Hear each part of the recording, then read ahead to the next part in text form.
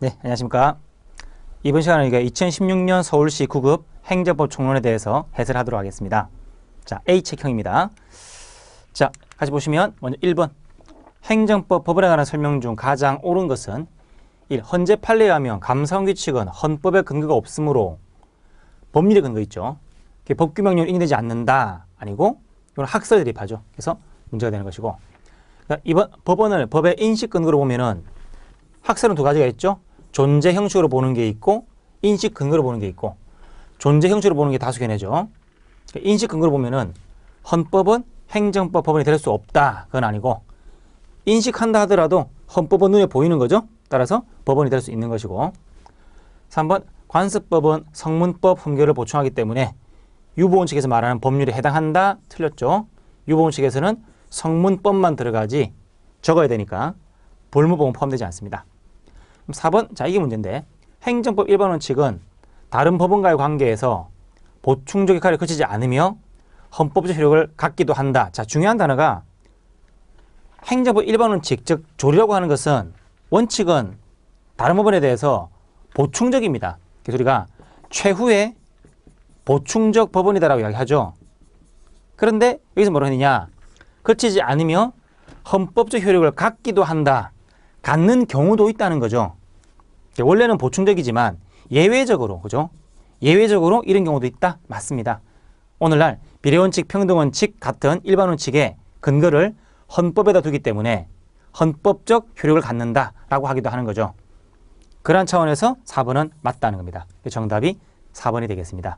그래서 조금 모호한 문장들이 좀 있기 때문에 그런 것 때문에 약간 좀 어렵지 않았나 생각됩니다. 그 다음 두 번째, 행정행위 옳은 것은, 요건 뭐 C급이죠. 그 난이도 C급. 자, 1번 행정행위는 먼저 행정주체가 행하는, 이게 틀렸죠. 그래서 행정행위라고 하는 것은 행정주체 중에서, 행정기관 중에서 행정청의 행위를 행정행위라 하죠. 그리고 공법상 계약, 합동행위, 계약은 안 되고, 왜? 행정행위란 계구권법이다. 즉 권력적 행위라서 계약은 안 되고, 합동행위, 행정행위는 단독행위죠. 따라서 합동행위도 안 되는 것이고, 그러합니다. 2번, 구체적 사실을 규율하더라도 불특정 다수인을 상대로 하는 처분이라면, 즉 구체적인데 불특정 다수인 여러 사람이니까 일반적이죠. 이런 것들을 일반 처분, 그래서 행정행위가 아니다. 틀렸죠. 일반 처분으로서 행정행위죠. 그 다음 3번, 사전 결정은 단계화된 행위절차에서 최종적인 결정을 내리기 전에 이루어지는 행위지만 그 자체가 하나의 행정행위도 하다. 맞죠? 예비 결정은 처분이다. 누구나 다 아는 것이고. 그 다음 부분허가는 본허가 권한과 분리되는 독자적인 행위이기 때문에 부분허가를 위해서는 본허가 이외에 별도의 근거를 필요로 한다. 별도의 근거는 따로 필요하지 않습니다. 정답은 3번이 되겠습니다. 그 다음, 자, 3번, 다음 중 행정 주체가 아닌 것은, 이것도 뭐 C급이죠. C급. 주체가 아닌 것은 장관, 여기 아닌 거죠. 이거 뭐 간단한 것이고. 4번, 이제 확약, 옳지 않은 것은, 이것도 C급입니다. 난이도 C급. 1번, 절차법은 확약에 관한 명문을 두고 있지 않다. 맞죠? 확약에 대해서는 아무런 규정이 없습니다. 2번, 판례는 업권면에 선행하는 우선순위 결정의 처분성을 인정한다. 틀렸죠.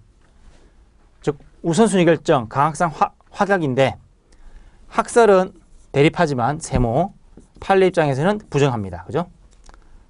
3번, 확약을 행한 행위청은, 자, 확약의 내용인 행위를 하여야 할 자기 구속적 의무를 지게 되며, 약속을 했으니까 약속은 왜 합니까? 지키려고 하는 거죠. 따라서 스스로 지키는 의무를 가집니다. 상대방은 행위청에 그 이행을 청구할 권리를 갖게 된다. 맞죠? 그래서 이게 뭐하고 다르다? 비공식적 자금과 다르다 하는 겁니다. 아시겠죠? 비공식은 아무런 의무와 권리가 없지만 확약은 이행 의무, 이행 청구권이 생긴다 라고 했던 거죠. 그게 차이점. 그래서 확약도 어느 정도 규율성을 가진다는 점에서 특징이 있죠. 그럼 4번, 누구나 아는 판례. 확약이 있은 후 사실적 법률적 상태가 변경되었다면, 즉 사정 변경 있다면 그와 같은 확약은 행정청의 별다른 의사표시 없이도 시효된다. 맞죠? 그걸 뭐라고 한다? 확약의 구속력이 없다라고 하거나 이꼴 사정 변경 법리가 적용된다라고 하거나 표현하는 거죠. 그래서 미안하다는 말 한마디 없이 그냥 자동으로 물 건너간다. 그래서 약속의 구속력이 없다는 것이 판례 입장이다. 이런 거죠. 그래서 옳지 않은 것은 2번이다 합니다. 그다음 5번 부관 가장 옳은 것은 했는데 저거는 난이도 한 B급 정도. 1. 허가가 갱신된 이유라고 하더라도 갱신이란 것은 원래 허가는 살아있고 기간만 연장한 거죠. 갱신. 그 갱신 전에 법 위반 사실을 이유로 허가를 취소할 수 있다.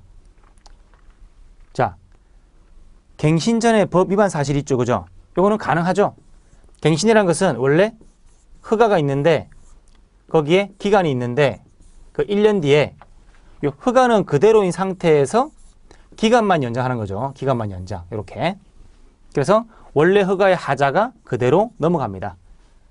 그래서 갱신되기 전에 위반 사실 이유로 이제 와서 허가를 취소하는 것도 가능하다는 겁니다.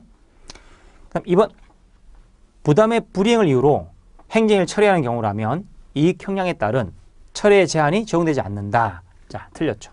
왜 그러느냐? 자, 부담을 불이행해서 철회할 때 철회 제한이란 것은 철회 사유가 필요합니다. 철회 사유는 중공이죠. 중대한 공익상 필요가 있을 것. 이기세 되니까 당연히 이익 형량이 필요하겠죠.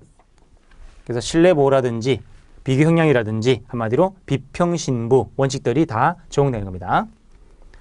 3번 부관이 붙은 행정위 전체를 소송의 대상으로 하였다가 부관만 위법하다고 판단되는 경우에는 부관의 독립적 취소가 가능하다. 아니고 왜 아니냐면 자, 독치의 문제죠. 독립 취소가 되는가 하는 것은 학설에 따르면 판례에 따르면 있습니다. 학설은 아주 복잡하게 대립하죠. 그 중에서 그나마 조금 다수 견해가 기숙행위와 재량행위로 나눕니다. 기숙행위는 부관이 붙어서는 안 되는 거기 때문에 붙었다면 독립 취소가 되겠죠. 재량은 부관이 가능하지만 요거는 독립 취소가 안 된다. 부관만 취소하는 것은 행정청 의사를 왜곡하니까 안 된다. 이게 그나마 다수 견해고 학설은 세모기 때문에 답을 낼 수가 없다는 겁니다. 근데 이 문제에서 우리가 전제로 한 것이 뭡니까? 여기서 풀이할 때 애매하면 헌재 결정이나 대부분 판례를 따르라고 돼 있죠. 그죠? 그렇기 때문에 판례에 따르면 물론 정확하진 않지만 독치를 부정하는 경향이죠. 부정하는 경향. 가능하다는 말은 틀린 것이고. 그럼 4번 기부 체납의 부담을 이행하였다가 그 부담이 위법하여 취소가 되면 기부 체납은 별도 소송 없이 당연히 부당이득이다? 그건 아니고 부담하고 기부 체납은 별개입니다. 아시겠죠? 그래서 행정청이 상대방한테 허가하면서 거기에 부담을 부과했는데 그 부담이 뭐냐? 갑이 누군가한테 기부하게 하는 거죠. 기부하게. 근데 부담이라고 하는 것은 공법 영역이고 갑이 을한테 기부한다는 것은 사인 간의 사법 영역이고 그 두 가지는 별개 행위입니다. 그렇기 때문에 이 부담이 취소가 된다 하더라도 이 기부한 것은 부담이 법률행위를 하는 동기에 불과하기 때문에 동기에 착오가 있는 것 뿐입니다.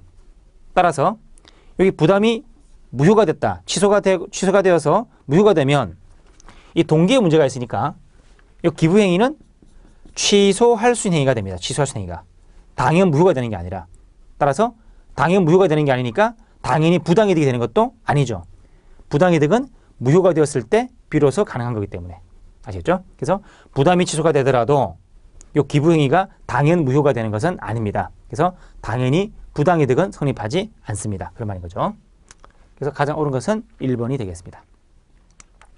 자, 그 다음에 이제 6번 행정상 손해배상 설명으로 가장 옳은 것은 했죠. 또 이것도 이제 난이도 한 B급 정도.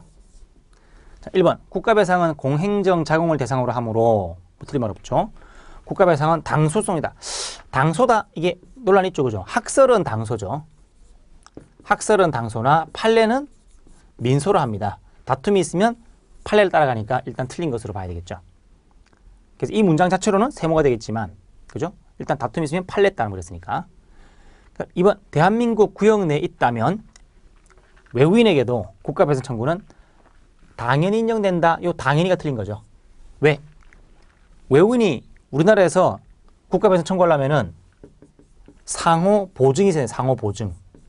그래 상호주의, 그래 상호주의. 당연히 인정되는 거 아니고 상호 보증이 있는 경우에만 가능하다라고 표현하게 되겠죠. 당연한 것은 아니고. 3번 공무원이 고의 또는 중과실로 불법행위를 하여 손해를 입힌 경우 피해자는 공무원 개인에 대하여 손해배상을 청구할 수 있다. 맞죠? 공무원 개인에 청구한다는 것은 민사 청구한다는 거죠. 즉 공무원의 외부적 책임이죠.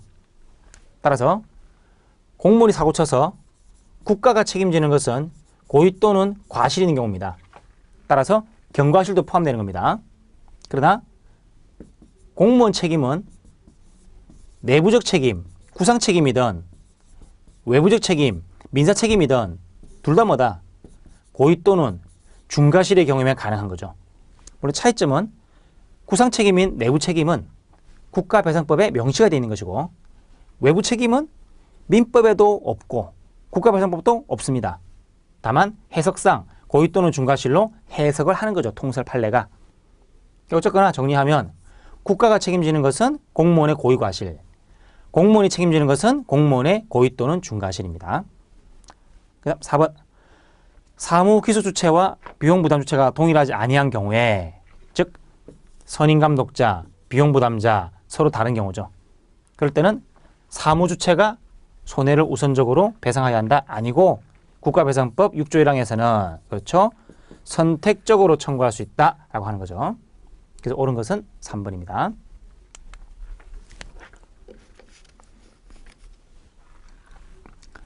그다음 다음 중 사인의 공법행위 가장 옳지 않은 것. 이거는 뭐 C급 아주 쉬운 문제죠.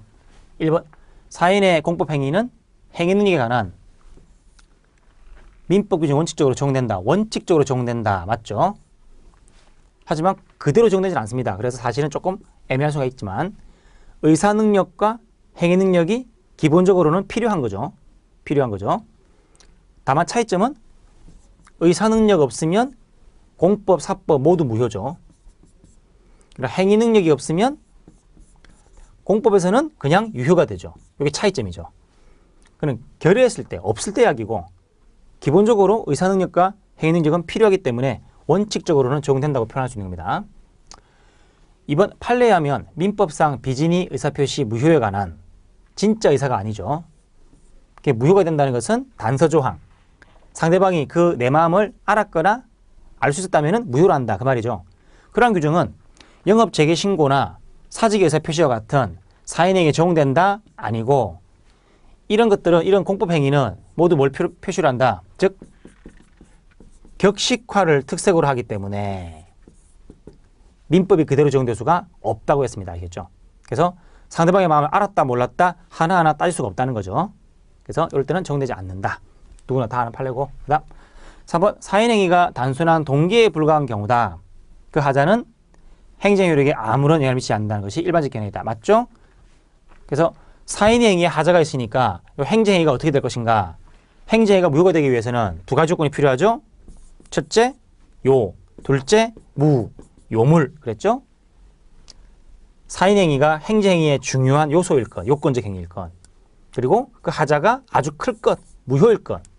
그럴 때 비로소 행정행위도 무효가 되는 것이고 단순한 동기에 불과하면 있어도 그만 없어도 그만이라서 하자가 있으나 마나 아무런 영향을 미치지 않습니다. 무영향. 그랬죠. 4번 공무원이 한 사직의사표시 철회나 취소는 그에 타잡은 의원 면직 처분이 있을 때까지 할 수 있는 것이고 일단 면직 처분이 있고 난 이후에는 철회나 취소할 여지가 없다. 맞죠? 원칙은 처분 전 자유롭다. 예외적으로 법률상, 성질상 제한되는 경우가 있다. 그 말인 거죠. 누구나 다 아는 판례이기 때문에 이런 것들은 어렵지 않은 문제다 하는 거죠. 정답은 2번이 되겠습니다. 자, 행정상 8번 행정상 손실보상 대상을 옳지 않은 것은 이거 한 B급 정도. 자, 1번 판례니까 민간 기업을 토지 소유의 주체로 정한 법률조항도 헌법 23조 3항에 정한 공공필요를 충족하면 헌법에 위반되지 아니한다. 맞죠? 그 수용 주체를 민간인이 하든 국가가 하든 공익을 위한 거니까 위헌이라고 볼 수는 없는 거죠. 그때그때 운영 방식에 따라서 할 수 있는 거니까. 2번 수용 대상 토지의 보상 가격이 당해 토지 개별 공시가를 기준으로 하여 산정한 것보다 저렴하게 되었다. 개별 공시보다. 그것만으로 위법한 것은 아니다. 맞죠? 그런 적정 가격으로 하는 거기 때문에 플러스 마이너스가 가능한 겁니다. 3번 공익사업 시행으로 지가가 상승하여 발생한 개발이익을 손실보상금액에 포함시키지 않더라도 헌법이 규정한 정당보상 원리에 어긋나는 것은 아니다. 맞죠? 개발이익은 불로소득이라 포함시키지 않는 것이 원칙이죠. 안 그러면 부동산 투기가 횡행하니까. 그다음 4번 토지 소유자가 손실보상금 액수를 다투고자 할 경우 사업시행자가 아니라 토지수용위원회를 상대로 보상금의 증액을 구하는 소송을 제기해야 된다. 아니죠? 자, 이런 것들은 중요한 문제인데, 그죠? 토지수용위원회가 아니라, 즉 토지소유자, 사업시행자, 토지수용위원회가 있으면 보상금 증감소송은 증액을 청구할 때는 한쪽 당사자인 사업시행자를 피고로, 감액을 요구할 때는 한쪽 당사자인 토지소유자나 관계인을 피고로 하게 되죠. 그래서 한쪽 당사자를 피고로 한다는 점에서 당소가 되고 외형적으로. 그래서 수용위원회를 상대로 한다고 틀렸는데, 그런데 실질적으로 다투는 것은 행정청이 결정한 보상금 결정, 수용 재개를 다투는 거다 보니까 실질적으로는 항고소송의 성질을 가진다. 그래서 이런 소송을 갖다가 우리가 외형적으로만 당소다 해서 형식적 당사자 소송이라고 이야기했던 거죠. 형당, 피고는 한쪽 당사자입니다. 외형적으로는 당사자를 피고로 하니까. 정답은 4번이 되겠습니다. 9번 행소법 18조 3항에서 규정하고 있는 행정심판을 거칠 필요가 없는, 거치지 말라는 것은 이거죠. 제기할 필요가 없다는 거죠. 그런데 그런 경우가 아닌 것은 그랬으니까, 이런 경우가 아닌 것은, 그럼 제기할 필요가 없는 게 아닌 거니까 이걸 재결이 필요 없는 경우죠. 재결이 필요 없는 경우.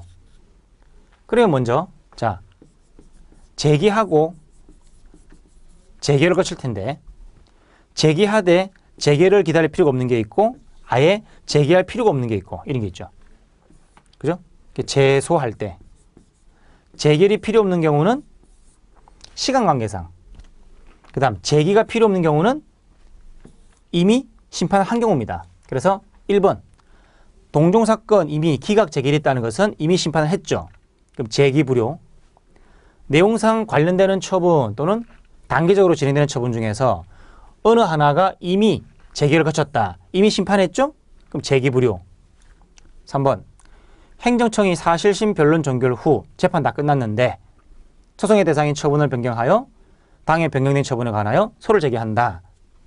이미 소를 제기할 때 심판을 거쳤던 건데 다시 또 처분이 바뀌니까 소를 제기하죠. 그럴 때는 이미 심판을 했으니까 다시 제기할 필요가 없죠.